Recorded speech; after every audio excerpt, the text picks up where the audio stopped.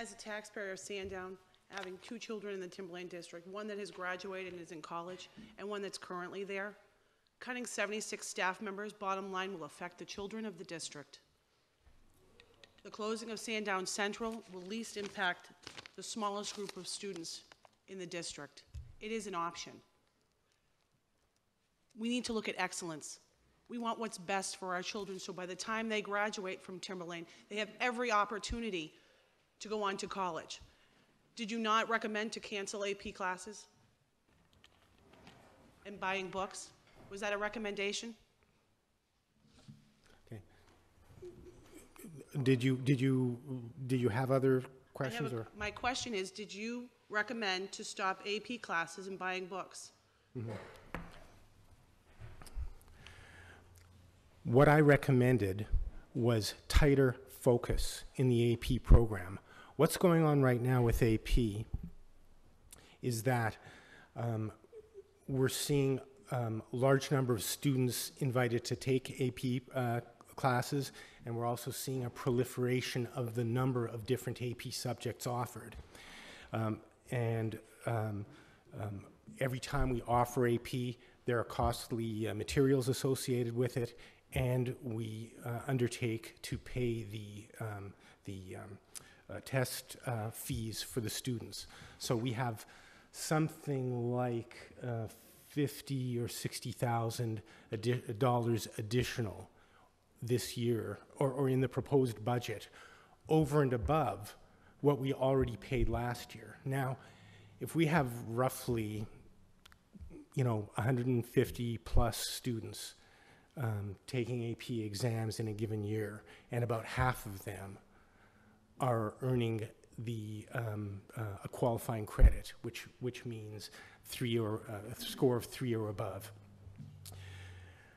That means we have to question whether all of those 150 should have been taking the AP courses. Are we being selective enough about who's permitted to take AP courses? The thing that I don't want is I don't want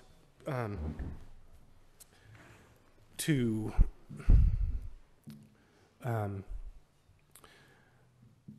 pump up the AP numbers by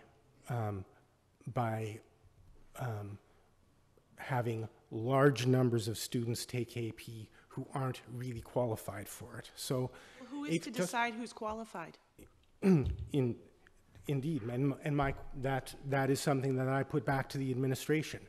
An AP course, in theory, is a first-year university course. Now, we have about 50 seniors who graduated this year with one or more qualifying AP credits. But we had about 150 students who took AP courses. So we have a lot of people who are taking AP courses at the grade 11 level, some even at grade 10. Now, are we confident that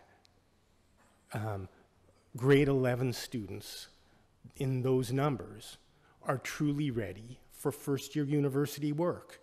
If it's AP chemistry, does that mean that there's a grade 11 student who already in grade 10 finished the equivalent of grade 12 chemistry and is ready in grade 11 for a first-year university course?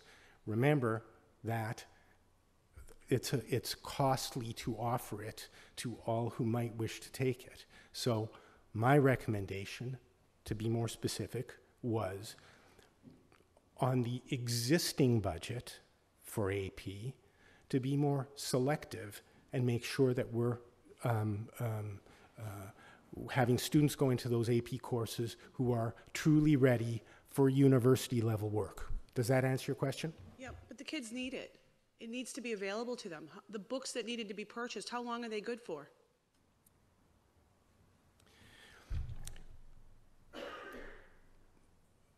You have to keep in mind that there is a budget for materials and a budget for the exam fees, and what was being requested was an increase in that budget. Mm-hmm.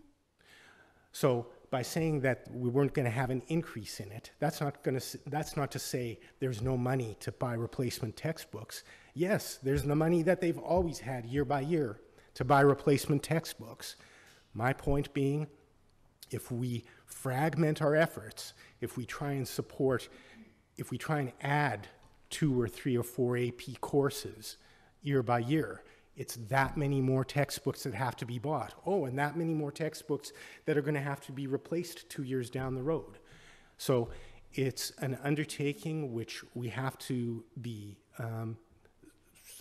we have to have some respect for cost, and the most straightforward way of doing that is to make sure that we're being selective and we're having kids go into those AP courses who are truly ready for university level work in the course they've selected.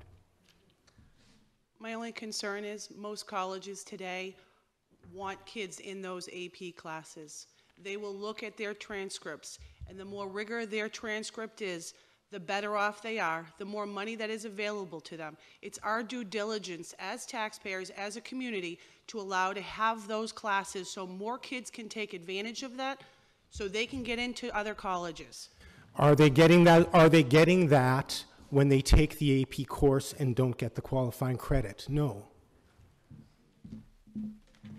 We need to look at why those kids are not passing and who is teaching those classes and what's going on, and working with guidance. Because it's rare for grade 11 students to be truly ready for university work. That's why they're having trouble. And grade 10 students, that's the exception. That has to be very exceptional. So, I'm sorry.